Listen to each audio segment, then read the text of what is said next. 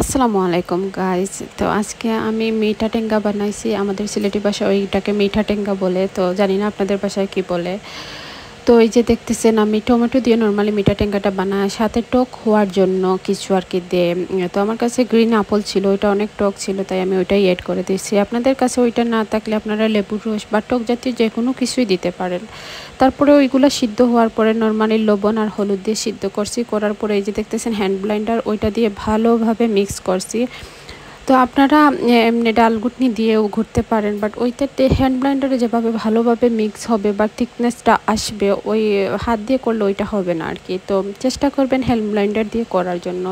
তারপরে ওই যে দেখতেছেন একটা মানে থিকনেস আসছে, তো আমি চুলার মধ্যে বসায় রাখছি, আরও থিক হবে। তারপরে ওইটার মধ্যে আমি চিনি অ্যাড করছি, যেহেতু টক টক মিষ্টি, তার জন্য চিনি আর টক দুইটাই অ্যাড করছি। তারপরে শেষে রসুন দিয়ে ভাগার দিছি। এই যে দেখেন ফাইনাল লুকটা অনেক মজা হয়েছে।